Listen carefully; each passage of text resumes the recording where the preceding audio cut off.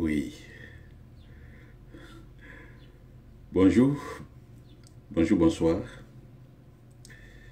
Bonjour, bonsoir, bon après-midi.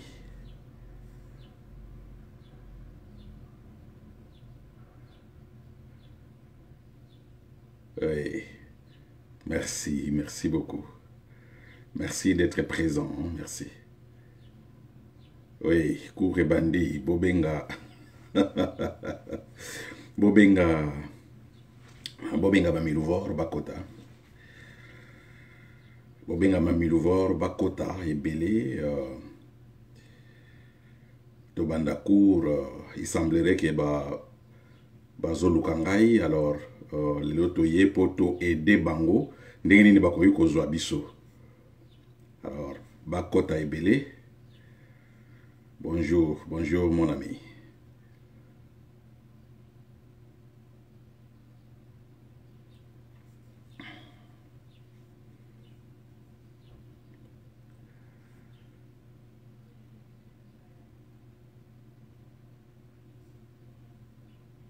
Voilà.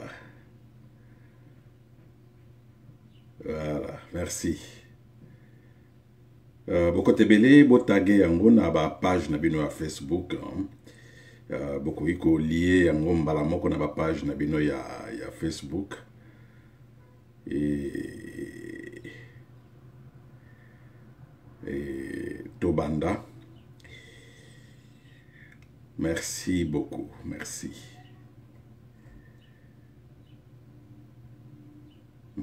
Merci.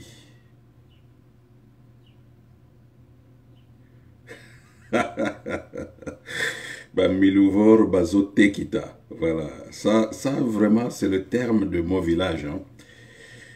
Bamilouvor Bazo Tekita. Nano ba tekitite. Bako tekita bien, bako voix villa. Nano ba tekitite. Les gens croient que Tozo y a pour nous l'aventure, mais bako za la surpris. Hein. Dans le baki yango na annonce nanga ya fin de l'année, bakoza la surpris.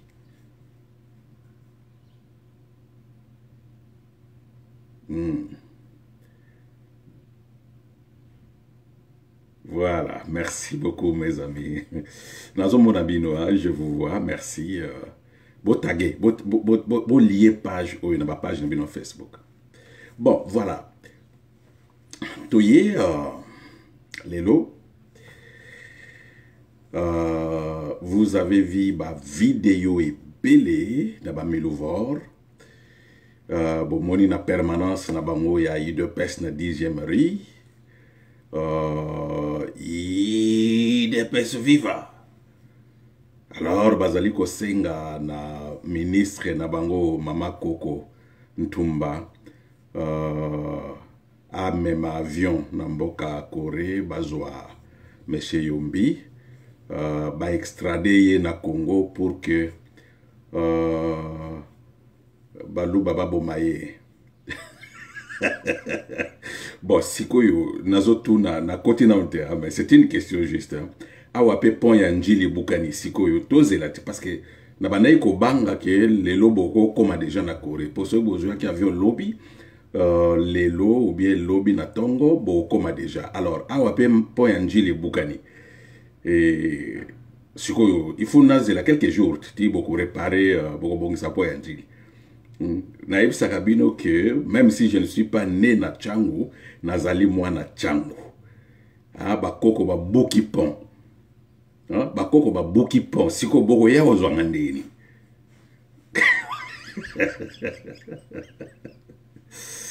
Voilà, mes chers amis, ce n'est pas de la blague. Hein. Voilà.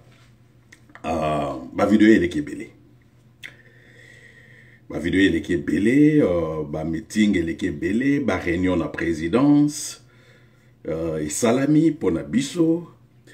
Comment faut-il faire taire Monsieur Yombi, au lieu de faire taire Monsieur Yombi par Misala, au lieu de faire taire Monsieur Yombi par laisser les Congolais, par protéger, sécuriser les Congolais.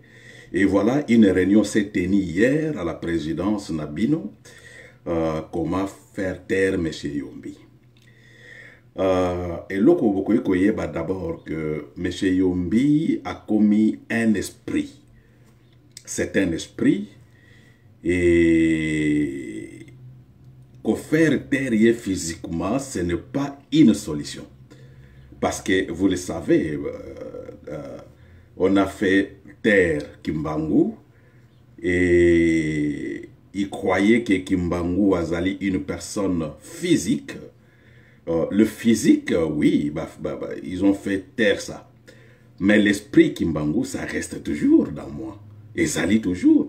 Parce que Natango Bomaki Kimbangu, moi je n'étais pas là. Nazala écoute même parents bazaki écoute Bango Moko. Alors, et Nzoto ya Kimbangu, vous avez cru que ce qui va faire taire Yango est aussi là. Mais Bakimbangu combien bazobotama? Bakimbangu combien bazobotama? Donc, ezanatina te de perdre votre temps, à moins que vous avez besoin de perdre, que notre salle qui est réunion Mongoboye, alors il faut foutre en bongo, il y a participation, il y a réunion, ça va. Mais sinon, c'est pas important de faire des réunions pour faire taire M. Yombi. Beaucoup kokate. Je vous dis beaucoup kokate parce que M. Yombi c'est un dragon rouge. Beaucoup kokate. Alors, mes chers amis, point toyeli awalelo ezali yango,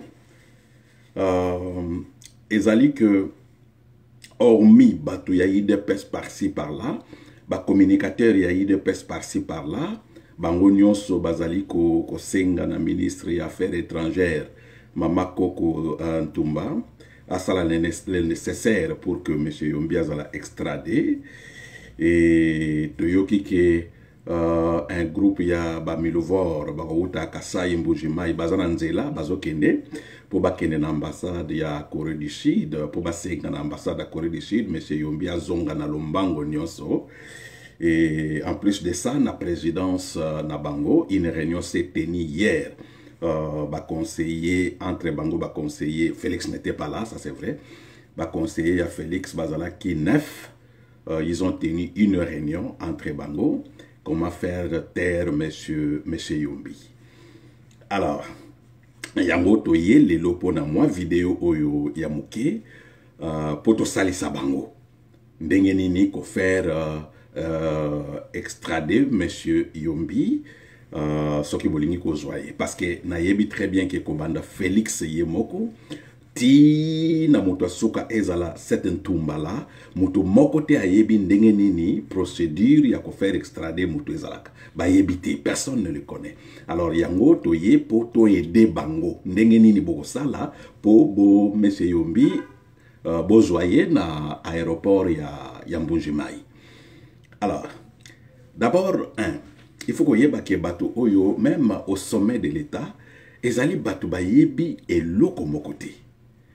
Avant na kota na ba détail ya kosenga extradition ya M. Yombi, na kopesa bino d'abord un exemple o nasi na pesa nasi na loba déjà que ils ont prouvé que ba yebi eloko moko te en relations internationales. Ba yebi procédure moko te na relations internationales. Boyebi que na loba yango, excusez-moi na bandeko oyo bakoyoka ngo lisusu na zolo ba po bayoka oyo bayeba kité parce qu'il y a des ceux qui viennent d'arriver de Mbujimai bayebite. Alors il faut tout expliquer bango pour comprendre. Na vandaki un jour, je parle ya dossier ya petit frère ya Vili Chimanga. Vili Chimanga c'est le conseiller de Félix en matière stratégique. Na évité stratégie ni Vili Chimanga yebi. Bon, stratégie ya la Shekola, ça c'est vrai. Na yeba qui était na kozwa appel. Coup de téléphone. Bolimbi sangai, nazo répété, mais ba yeba qui te ba yoka. C'était un vendredi soir. Na yambaki un appel na Moni Boye, appel moko ya Congo 243. Appel wana est sonné mingi na yamba kite. Par la suite na yeko yamba. Appel wana utaki wapi? C'est la présidence de la République démocratique du Congo qui vous appelle, monsieur. Ce qui moyen ezali, aux en attend, au solora nabiso. Alors, nabi, ah bon, la présidence. Ma première question est qui besoin numéro de téléphone nanga ndenge nini. Balobi oui, toluki numéro de téléphone na yo, ba pesi biso. Yango, c'est urgent, to solo la na yo. Bolandanga bien mes chers amis. Alors, nabi bon, je vous écoute. Nazui, nabandi ko enregistrer bango. Na appel au balobi monsieur, to yebi très bien position na yo politique par rapport na biso. Ozali na vie mon côté na biso, to yebi yango. Mais les problèmes pour lesquels to bengi yo lelo, ezali un problème national et to moni mutu mutu sa ko aider biso na problème oyo azate kaka yo. Alors, tozali na situation moko oyebi ba congolais to bozali partout, ba congolais tozali partout, biso pe avant tozwa pouvoir tozala ki partout na monde. Ezali na ndeko na biso moko congolais oyo azalaki na mboka ya Malaisie. Na mboka Malaisie kuna bakanga ye na Pimbo. Bakanga ye na Pimbo, alors il a été condamné à mort na Malaisie et bako pendre ye mercredi. Appel oyo ezalaki un vendredi soir. Alors, la présidence ya Félix me dit mutu oyo bako pendre ye le mercredi ya semaine oyo ezobanda. Alors, nous avons tenté de rentrer en communication avec le gouvernement malaisien, comme tous en a relation diplomatique ti, to réussir te kokota en relation na gouvernement malaisien. Na kataki mutu abanda koloba na j'ai sursauté ngabi ah bon. Mais c'est la présidence. Ndenge ni boyebi okota en contact avec un autre pays, avec un autre gouvernement. Oh non, en tout cas, to meki moyen ezate pour la relation diplomatique ezate. Et na tuni bango. Ça c'est vrai na kocha yango boko yoka. Na tuni bango. Est-ce que Kabila tekela ki bino agenda diplomatique te? Carnet d'adresse plutôt diplomatique te. Ah, prof tika atika ki elo côté. Kabi même atika ki elo côté, mais batu bozana bango, ministre affaires étrangères azali, et akoki koyeba, ba ambassade mususu koki koyeba, ba koki ko passer bino ba numéro wana. Ça me surprend que la présidence ba yeba te ndenge ni akota en contact avec un gouvernement ya mboka mususu, même si bozana ba relation diplomatique te. Ezali. Ça, vous comprendre déjà, ces régimes, il y a Félix, en réalité, ce ne sont pas des gens qui sont préparés pour prendre le pouvoir. Bon, naïb si bango, bon, continuez quand même. Babi bon, ndeko wana bakubo maye mercredi par pendaison. Naïb si bango, oui, naïbi ba loi à Malaisie. Na Malaisie, ce qui bakangi yo na Pimbo, bako pendre yo. Surtout ba paya, bako pendre yo. Et je vous assure déjà, ils allaient une difficulté pour na aider bino, parce que na yebi mboka wana. Na kenda na mboka na mbalebele, j'ai des relations na mboka wana. Non, prof, en tout cas, salatu aider biso, longola na makamba politique na mutu, longola na no ba divergence biso politique na mutu, il faut aider ses frères ici, azali na risque. C'est un père de famille, a outi na famille ya munene, abi bon, bino boyebi mutu ndenge nini. Oh non, bon, voilà, prof, en réalité, c'est un frère. Frère dans le sens que papa moko, maman moko côté, c'est un cousin de notre frère qui est conseiller na présidence, M. Villiers Chimanga. Abi, ah bon? Ok, merci. Alors, bo pesanga kombo, bo pesanga date bakanga kie, bo pesanga prison ici Kazali, je vais vérifier, je vais voir. Bon, non, prof, ko katate to luka to pesayo. Na zoyo kabango bazoloba, bazo discuter. Après, ba pesinga ba référence nyonso. Qu'est-ce que je fais? Na Malaisie, na yebi le premier ministre à Malaisie. Vous voyez que na Malaisie, kuna bazali na présidente, bazali na roi. Alors, na yebi président, premier ministre à Malaisie. Na yebi ministre à justice, na yebi était personnellement, mais to kutana na conférence, to solo la te. Mais to zala na conférence na plateau moko. Na panel moko, mais to solo la nga na yete que non, to s'échanger même ba numéro de téléphone. Alors, mais, na tangisa be étudiante moko. Parmi les étudiants en Corée, il y avait deux étudiantes, bon, il y a Malaisie, Baza et Belé, mais deux étudiantes. Moko, elle travaille dans le bureau. Il y a premier ministre en Malaisie. Moko, elle travaille dans le cabinet, il y a ministre, il y a justice, il y a Malaisie. Alors, naye koye banale susu. organisation internationale Oyo Nazalaki président pendant au moins 10 ans, vice-présidente Nangai avant dernier mandat Azamuto à Malaisie. Qu'est-ce que je fais? Na bengi étudiante ou asala na cabinet premier ministre. Na expliqué situation à singa prof ezali demande ya liboso zo salangai. Franchement, mais na sentir déjà ezali très délicat, ezali difficile pour na kosali sayo oyebi ndenge mboka na biso ezali na matière ya pimbo. Ngabe en tout cas salatu. Ayebi singa nazali na capitale te, naza na province, mais na sisi déjà mission na ngai, na ngai kozwa 2-3 jours ya mois repos, mais comme ezali première demande na ngai, elle s'est rappelée, cette étudiante koma ki na Corée a komi lelo, lobi na tongo, lobi na zo tangisa na kati ya salle. Cette étudiante a kwei. Na zo tangisa, na vandi liboso na zo tangisa, na mona kaka une étudiante a kwei, bangono sou ba telemi, to bengi secours à université, mais ezalaki premier cours na ngai po na bango na trimestre wana.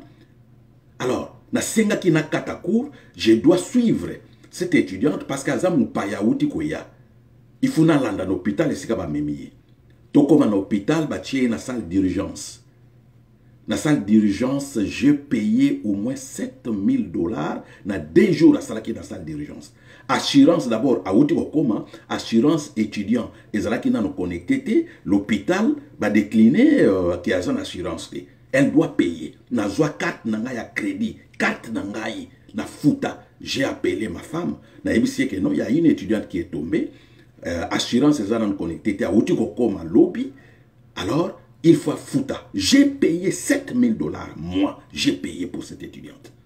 Na tikala ko zwa ko récupérer ata $1.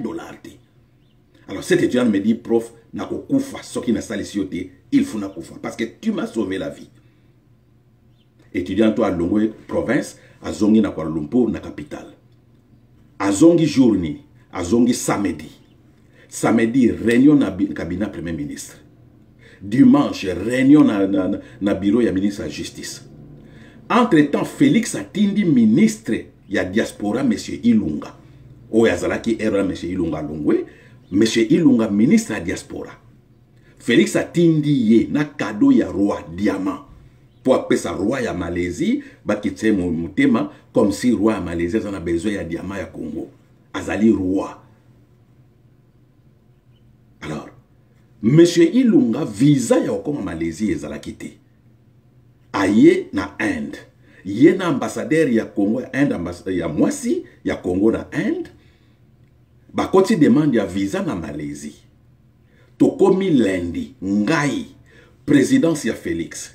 Ministre Ilunga ya Félix, ambassadeur ya Congo na Inde, en communication. Oya zalaki vice-présidente na ngai, ye pas s'impliquer na likambo wana. Tokomi lundi. Terrible. Communication, ngai na bango, nazo tangisa. Ba message zo yana expliquer ba étudiant, je dois être en contact na bato moko, alors bo excuser nga sobozomo na nga à tout moment, nazo koma ba message. Toye okoma mardi. Ministre Félix a zui dans nos visas Malaisie. To zui solution, ba bengi ngai na bureau ya premier ministre, ba lui premier ministre a yebi yo bien, ba ko aider yo, mais ses frères ici au lieu ba prendre ye décision to zui, ba ko prendre ye les sous-soutés mais à cause na prison à vie. A ko kufela na prison. Ba longola qui est déjà na prison ici kazala ki ba memie na cellule ya pendaison. Ou ils allaient à 7 km par rapport à la prison ici Kazalaki. A Komakuna, Balongoli kuna babibon, bakopandre yete, bazongi ici na prison à vie. Na lobi pardon boyedenga, na communiqué na bato Félix na présidence. Pardon boyedengai.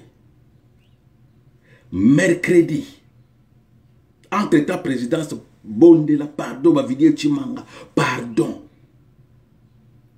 Va diminuer peine.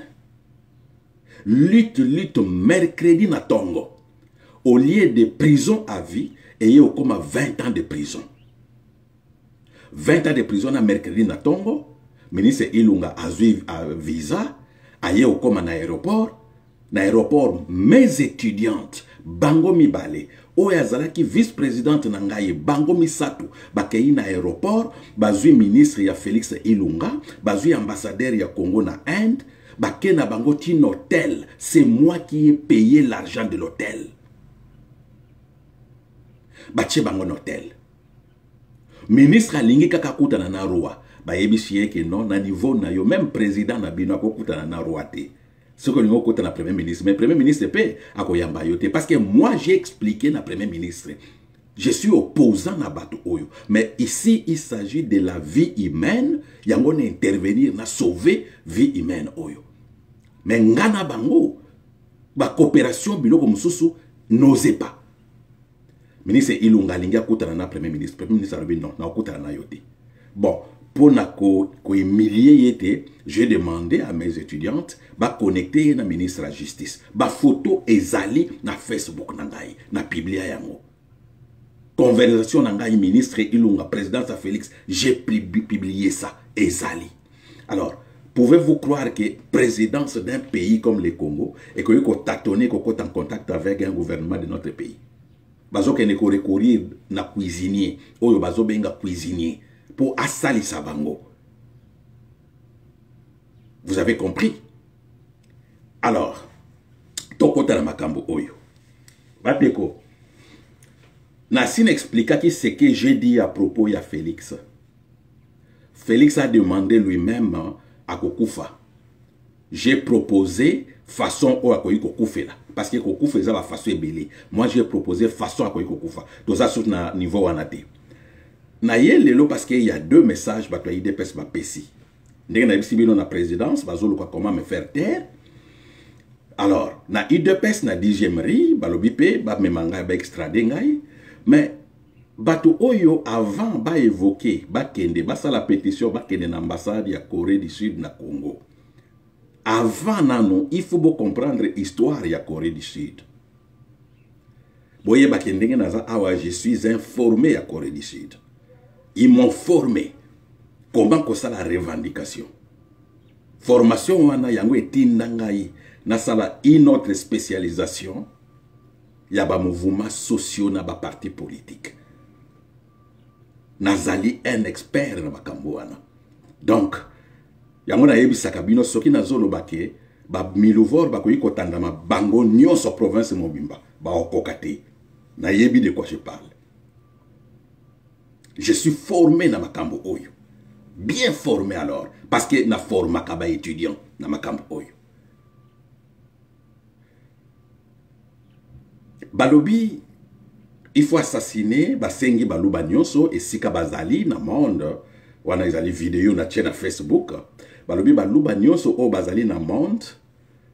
Assassiner moi, ou assassiner Biso M. Yombi. Oui, c'est bien. C'est très bien. Yango na yena ede bino commerce que boko salamo. 1. Soki bozo tia mutema na ba miluvor oyo ba vandi na mboka Corée. Pasi ya boule. Pasi ya boule. Pasi ya boule. Do boko nyoko ma pamba. Mokote, je vous dis mokote. Ezala kotombo la liboko pamba contre monsieur Yombi. Mokote. Naïbi Sabino d'abord, parce que Balobi, M. Yombi, ministre des Affaires étrangères, a un passeport pour extrader. Natikala kozala na passeport ya Congo te, banda 2002. Ti lelo, naïbi couleur passeport ya Congo te. Et information, moussous na koyi kope Sabino, natamboulaka na passeport coréen te. Donc, bazali ba idiot. Nazana passeport ya Congo te, natamboulaka na passeport ya Corée te, mais il faut que tout na siko la question. Ce monsieur azana passeport ya Congo te, azana passeport ya Corée te. Mais comment monsieur Oyo a sotaka na ba avion mikolonioso soki alingi. Je voyage sans visa. Mes chers amis, nous avons le droit de voyager partout dans le monde, sauf dans le Congo, sans visa. pays kaka na besoin de visa pour nous quelques pays africains, ce qui 4 5 pays africains. Et ça, je l'ai dit un jour. Na monde oyo mboka moko kaka ba pimela ngai visa. Mboka moko na monde oyo nyonso. Mboka moko ba pimela ngai visa. Oyebe zali mboka nini? Côte d'Ivoire. Côte d'Ivoire ba pimela ngai visa. Il fallait na voyager na kena ba coréen na Côte d'Ivoire. Ba coréen il faut ba senga visa na Côte d'Ivoire. Ngape na tindi passeport na nga, il faut na zape na beza visa Côte d'Ivoire.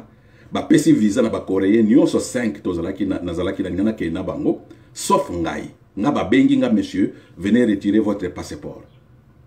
Na ke kuna visa ezate pourquoi ba bi non ne demandez pas pourquoi. Toboyi to peso visa te. J'ai dit à ces messieurs devant secrétaire na yabimi na bureau, na secrétariat na bango ambassade à Côte d'Ivoire na Séoul. Je lui ai dit monsieur, je vais vous appeler à partir d'Abidjan, na kobenga yo. Dans un numéro à téléphone na yo, à partir de Côte d'Ivoire, je vais t'appeler. Abi, essayez, tu seras arrêté, monsieur. Merci. Qu'est-ce que j'ai fait? Plan, baninga nanga 5 bazui avion, bakei Côte d'Ivoire. Nga zui avion na ke Paris. Na komi na Paris, na poko, na komi na Genève, na zui avion ti Paris. Paris, na zui na ken ambassade à Côte d'Ivoire, na sengi visa, automatiquement ba yebsinga vanda wana na vandi. Et ça là qui pas même 20 minutes. Na zui visa, na zui avion, Air France, na atterrir na Abidjan. Na sali makambo na tozalaki nango na kuti balinga na hotel na Cocody, to sali makambo tozalaki nango, to kutani batolinga to kutana na bango, kozonga siko il fallait na kende Maroc. Na aéroport sikoyo. Quelques 5 minutes dans avion, na bengi ambassade ya Côte d'Ivoire na Corée. Monsieur, c'est monsieur Yombi qui vous appelle d'Abidjan. C'est monsieur Yombi qui vous appelle d'Abidjan. Alors, nazo luka Facebook na yo na kotinde la yo ba photo ya Cocody, ba photo ne to kuta ina ministre na bino. Monsieur, attendez, vous allez voir, attendez. Et Razolo attendez, on a un avion, Maroc. Alors, donc, je vais vous dire que Bambo Canyon sur la tamboula cassé sans visa. Naza na ba résidence dans 3 pays. Naza résident dans 3 pays. Voilà sikoyo Nzambala la raté, résidence Mosusu, ezobi ma carte nanga ezobi ma semaine prochaine et sika na komi conseiller premier ministre. Na komi siko résident kuna permanent. Résident permanent. Et comme ici au Boni, 4 résidences permanentes. 4 résidences permanentes. Procédure, il y a pour extrader Moutou. Et Zaline Dengenini. Il faut que vous tanga quand même. Vous tanga katamke. Monsieur Yombi boko extrader yete. Voire même la Corée du Sud. Ezali capable ya extrader monsieur Yombi te. Alors, nani ko pesa bino ba détail mususu te. Bozela. Lokola bolobi procédure ya extrader monsieur Yombi. Alors, boko yambanga na aéroport nini? Yambunji mai ou bien aéroport ya Kabeya Kamwanga. Je me demande aéroport nini boko yambela ngai. Na yebaka déjà avant. Aéroport ya Mbujimai ou bien aéroport ya Kabeya Kamwanga. Ça me fait rire. Hein? Franchement, ça me fait rire. Alors, Nabandeko Oyobolobi, Baloubanyo Sobozali partout. Moi, j'ai le droit de faire assassiner Félix. Parce que la loi me le permet. Félix, Azali Kosala Moussala Malamote. Les autres hommes a partout. Félix c'est un terroriste. Tozali komona partout. Ba américain ceux qui mutu moko alini ko baby sa vie ba millions d'américains, ba américain ba kenda ka ba batakai. Alors, vous n'avez pas le droit de me menacer, de m'assassiner. Je ne vous représente pas. Vous avez le droit de me mais vous avez le droit de pas Félix. Oui, il faut que tu hors état de nuire.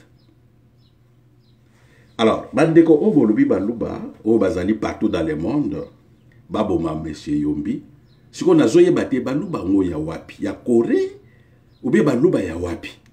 Na zoye bate baluba oyo bolobi ba kende ko bo monsieur Yombi, baza oya wapi. Soki ya Corée, passe ya boule, passe ya pamba. Soki oya Canada, passe ya pamba. Soki ya Australie, passe ya pamba. Soki ya Nouvelle-Zélande, passe ya pamba. Soki ya Japon, passe ya pamba. Soki ya Genève, na yepite soki bakoyi ko salela yango. Parce que ngai natango nazalaka na Genève, nazalaka na quartier ya Oni. Nazalaka na quartier ya Oni. Alors, moulubani na Genève ou akolia mboa. Ou akolia mboa elangu si ale mboa alangwe. Aya kokota na palais na Genève.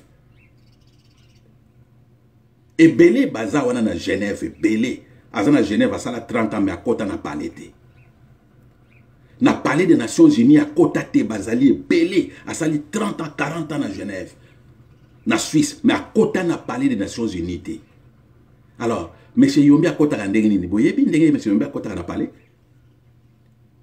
Bomoni na palais. Ba porte ezami balé hein. Porte ya ba visiteur. Na côté kuna, côté à Croix-Rouge. N'importe où ils allaient juste na ngambu ya chaise cassée. Monsieur Yombi a kota kana parler à partir de chaise cassée. Boyoka déjà niveau. A kota ka à partir de chaise cassée. Kota ba visiteur kunate. Carte ya pamba. Sécurité mutuno si faut aller la sécurité. Carte ya pamba oleki kaka machine titi oleki. Jamais oyoka ono venez un peu venez. Ce que vous avez na sac qui kokota kuna ke na rayon X va vérifier yango. Jamais oyoka yakawa. Alors oui bisanga miluvor nini akolia milu alangwe. Aya kokota na parler po aluka monsieur Yombi aboma monsieur Yombi. Mais boza ba malade. Boza ba malade. Moi, j'ai dit na live nanga ya fin de l'année. Na ebisaki ba Congolais cette année ici beaucoup la surpris. Si vous croyez que moi je suis un petit enfant, vous allez voir. Je vous ai dit cette année ba Congolais ba la surpris. Surpris peut-être que jamais les canons na monde té et les katé na monde. Bokozala surpris. Mboka wana ezali mboka na biso. Vous ne pouvez pas vous permettre kope sa visa n'importe qui à kota na mboka na biso ba assassiner batu ndenge balingi. C'est chaque jour qui passe batu bazokufa. Alors vous cherchez boke na ambassade ya Corée pour que ba extrader monsieur Yombi. Mes chers amis, soki bozali ba idioté. Batu liboso ya kosenga extradition bazongisa bango na Congo. Nkunda batware azali wapi? Aza na Rwanda. Félix azoke na Rwanda. Nyake ro aza moto a Rwanda. Bofungoli ambassade. Mokolonini boko senga ba Rwandais o bazo boma ba Congolais. Bazala extradé na Congo po baya ko sala prison.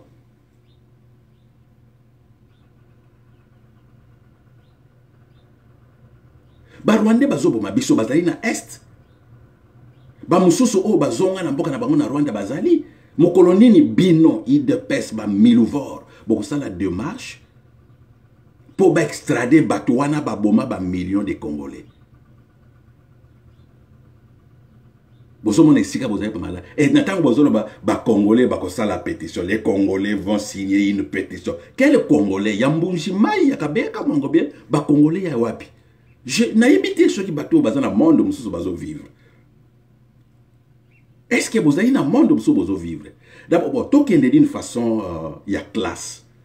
Mes chers amis, une pétition signée par les Congolais. Tout qu'il y a une hypothèse, que les Congolais vont signer une pétition pour que M. Yombi soit extradé. Une pétition signée par des Congolais sur le sol congolais. Et vous demandez à la Corée du Sud d'exécuter une pétition à les Congolais. Et le monsieur qui l'a dit à Lobi Azali, juriste, na habité ce cas juriste, il y a l'université Antoine Tshisekedi Oyambunjimai. Une pétition il y a Congolais signée dans le Congo Qui demande un autre pays va exécuter yango?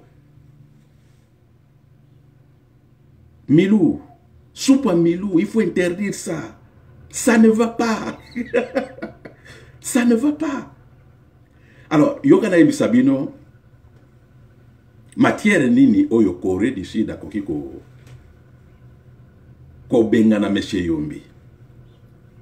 Ezali matière, il y avait infraction commise sur le sol coréen en matière de terrorisme. Et la loi même dit, même si ezali ndenge wana, akozala na prison, lokola ba coréen. Ce qui a kokufa, a okufela na prison, lokola ba coréen. C'est ça la loi. À moins si koyo bo initier une pétition, Parlement ya Corée va changer mi beko wana. Voilà. Ce qui bo koka.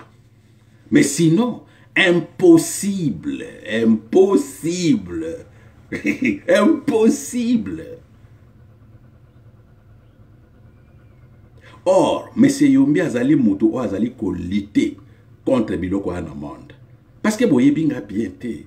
Yamona yebisaka bino avant d'attaquer une personne, boluka boyeba mutu wana. Boluka nan boyeba parce que ma bena bino ba milovor.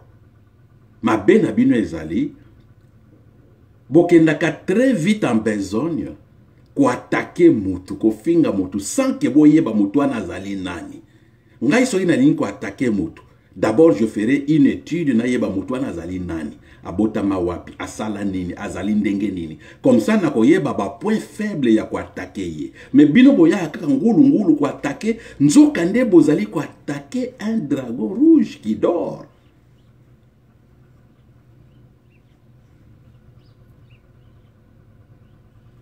Bozo ko attaquer un dragon rouge qui dort. Boko kate. Mes chers amis, beaucoup kati. Alors, dans la vidéo, je pense qu'il y a lobby, je suis protégé dans le front ébélé. Nazali d'abord, un conseiller d'un premier ministre président, et Nazali protégé par 18 lois, dans la convention, il y a monde. 18 ba loi, na ba convention internationale. 18 qui protège M. Yombi. 18. Alors, boko bandana o wapi, nazo yebate. Boko bandana o yo wapi. Pour banda ko éliminer, comme ça, bozo M. Yombi bo extrader. Boko bandana o wapi. C'est impossible. Ce n'est pas ça la solution. La solution est que demandez à votre frère de mourir vite. Parce qu'il a demandé ça. Demandez à qu'il vite, qu'il parte vite. Nous avons besoin d'arrêter. J'ai expliqué dans la vidéo Anna que perdre Félix aujourd'hui, le Congo ne va rien perdre. Il y a un monsieur dans la vidéo, ce qui monsieur Yombi a assassiné, Moutako regretté Azate. Ah, au Kosi, monsieur. Monsieur Yombi soit Koufi Lelo. Au comment na ba drapeau, na Berne, na ba pays belé yazi. Au comment na ba étudiant bakole la mitakala. Au comment na. Parce que au Yoka, nous avons perdu un expert dans la matière. Tu perdre un expert, ba université, tu perdre un professeur, ONG, tu perdre un activiste, tout le monde. Alors, ce qui te perd Félix, nani la ponanini, tu perds ni. On a perdu un matamata de moins, c'est tout. C'est tout. On a perdu un matamata de moins.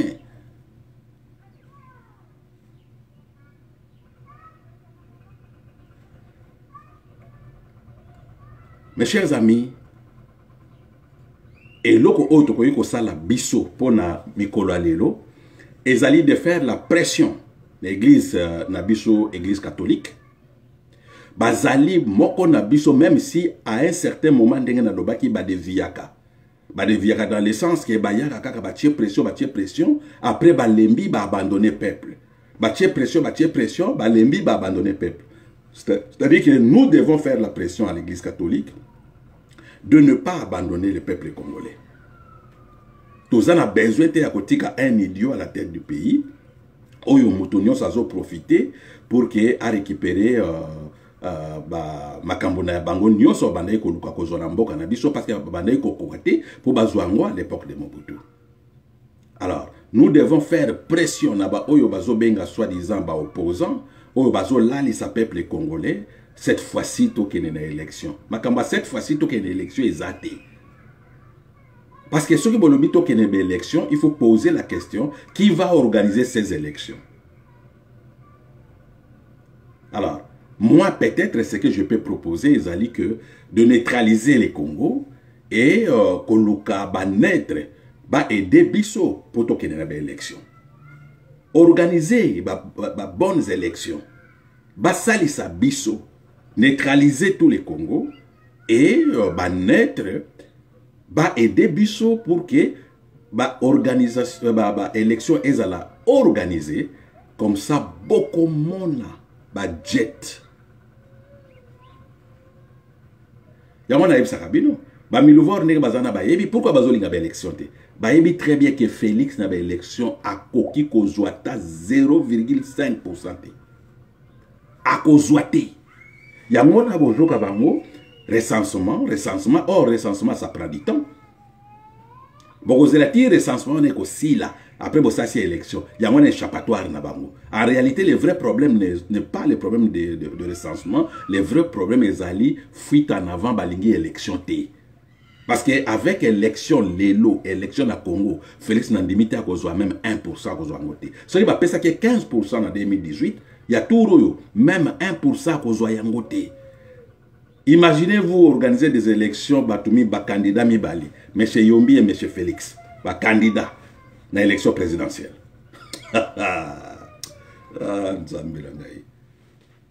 Bon, quand ça a un scénario, élection, M. Yombi na M. Félix, bango mi bali, ba vraie élection na Zoloba, ba vraie élection. Mais batou ba voter quand ils a Kassai, c'est tout. Nege ba voter qui est en 2018. Kassai kaka ba voter Kassai. Batou msousouté. À cause même 1%. Vous comprenez? Donc, mes chers amis, yango na yaki po naïb Sabino lelo, ezali que ba oyo bozo kana ba vidéo extradé monsieur Yombi na limité kuna na 10e ri ba beti maboko ba extradé ye aya kozwa to mbeta ye to bomaye. Voilà ndenge ces gens se satisfaisent bango moko comme ça et oroyo kana kati kuna non oyazali maître oyazali juriste oyazali boye bazo beta maboko monsieur Yombi to sengi na ministre affaires étrangères Ntumba a extradé monsieur Yombi. Donc bakuro ya droit bazwa des universités par lesquelles baleka batangisa bango te ndenge nini procédure ya ko extrader muto ezalaka. Et na matière nini. Voilà, mes chers amis, comme naïf sakibino nazali na isika mususu moyen to umela kapenza mingi ezate. C'est ce que j'allais à vous dire et donc bo banga eloko mokote bato oyo même Félix yemoka ko sala eloko mokote. C'est un gouvernement qui ne connaît rien. Pouvez-vous croire que le président vraiment que ça la réunion pour na mutuana comment tout faire terrier naebi. Mais je me suis préparé naebi sakabino ngai avana ya na makambo Congo. Je me suis préparé. Naebaki na kozala na face ya ba idiot. Na kozala en face ya ba idiot. Alors les idiots comment kokende na bango. Il faut que na bango kaka boye mbeli. Vous me comprenez? Ba idiot il faut que na bango boye kaka mbeli. Alors, voyez ça va milouvor ba va na Corée, ba ya nan total ko assassiner monsieur Yombi. Non, bo ba na ko assassiner te, mbata kaka ya pamba. Mbata ya pamba ba filmer que non milouvor moko apesa ki monsieur Yombi mbata total. Et ça la ndenge na kenda ba mboka na kenda na États-Unis ou bien na Canada ou bien en Australie, na Nouvelle-Zélande, na Japon, na Genève. Voyez ça ka milouvor ata moko kaka Kobomate, apesa kaka monsieur Yombi mbata ya pamba, akanga photo à filmer, comme ça mon kolongo le jour Rolanda, je vais me pendre. Je vais me pendre. Parce que naïbe ke ba miluvoro nyos so to kutani na bango, bako gunza ma vie. Vie quand même dosé, vie dosé, bako gunza ma. Vous comprenez? Nga penza na Nations Unies na New York miluvoro penza yo kota na Nations Unies aye ko beta Yombi. Ah! Vraiment, vous avez menti de. Voilà, mes chers amis, merci mingi. Tozali na bango mikolo to bandoke na bango kakaboy. Kakaboy. Jusque na jour il y a surprise. Na ça ki bino. Bobo sala makamuna lobakate. Préparez-vous, surprise ezali. Ndenge koyela miracle. Surprise ezali. Bozela, vous allez comprendre de quoi je parle. Boko mema biso na tipoi. Merci mingi pour na kolanda biso. Je pense que vocaboli vidéo na biso et tozo zela ba milovor ba ya ko zwa biso po anjili pe bukani to ebite siko po anjili bukani siko na tuna ki na ibandeli po anjili bukani siko boya ko zwa ngandenge nini il faut na zela parce que na kangaki déjà bagage sac na kangi na zela comme ça boya ko zwa ngai alors siko po anjili ba koko ya changu bana bwala bana mayumbu bana kungu pemba po anjili me foi me bukana po anjili me bukana moye baleka bakele baya ko zwa bese ngeza te bakoleka ndenge nini boko tshaba camion na mutu. Voilà donc merci mingi pour na lelo, merci pour na walanda biso toko zonga je pense lobby mikolo tozana bango mbeli comme na ça qui bino que je prends mes fonctions na cabinet premier ministre et que d'abord na ligne hein, parce que na uti ko zala kuna pour na ko signer siko contrat et contrat nyonso signé ba fonction na ngana zozo ango juste la première semaine ya mois ezoya et respect siko yo hein, respect matin parce que conseiller d'un premier ministre président isa président chidingi dingité oyo ba nomaki na ferme président au vrai sens premier ministre voté élu par le peuple. Vous comprenez? Et ça, il y a dongité. Et premier ministre paix. Il y a des pays les plus riches du monde. Il y a des conseillers dans le monde. Dans le monde, il y a 7 milliards d'habitants. 7 milliards d'habitants. Dans le monde, il y a mboka wanate. Na vanda na mboka wanate. Mboka na kenda kaka peut-être 2-3 jours, il y a des conférences, des réunions.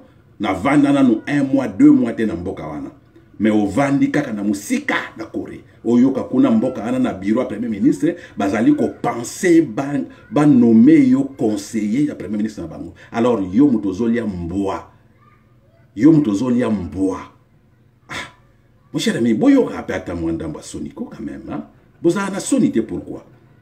Et loko na ngaki na bosana ki loko mususu na linga ikoloba. Ezali ke makambo oyo bazoloba non Félix yo menacer Félix. J'ai le droit de menacer Félix. Boyebi Job. Non, Jacob. Non, c'est qui? C'est Job. Hein? Oyo mbisi amelaki nani na Bible. Mes chers amis, ba pasteur bazawapi. Wapi pasteur mon ami au Canada là.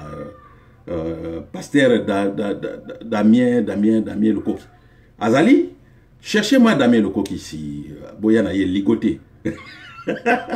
Nani oyo mbisi ali Jonas. Voilà, merci beaucoup. Merci mon ami. Boyebi histoire à Jonas. Na ceux qui s'appellent wana. Ba miluvor balobi bango baza ba pasteur rebelle. Ba pasteur rebelle bazali bango. Bango bazali ba juif. Est-ce que boyebi histoire ya Jonas? Jonas nzamba tinda ye na mission. Aboya kosaye la mission wana. Aboya a respecter mission ya Nzambe. Alors, ba peuple basala ki ndenge nini? Pona ko sauver bateau ezui abombani akekota na kati ya bateau, akeko bombana. Ali ko respecter promesse o apesa Nzamba pesa kite. Ali ko yebisa bateau te, abombani na bateau. Bateau eye ko zwa mbonge. Bateau bakufa. Basala ki ndenge nini po ba sauver bateau? Bazwa ki Jonas babwaka ki ye na mai. Ba miluvor ete ya bino. Soki na lobi Félix il faut aller mbuma. C'est pour sauver le Congo. Azalo kola Jonas toko bwaka ye pour sauver Congo ezana mbonge. Pour sauver le Congo, Félix Kaka alia mbuma. Félix soki ale mbuma bateau kozala sauver. Alors, ce qui vous semble là, histoire de Jonas dans la Bible. Vous allez comprendre pourquoi j'ai proposé ça. Et proposition na longolité.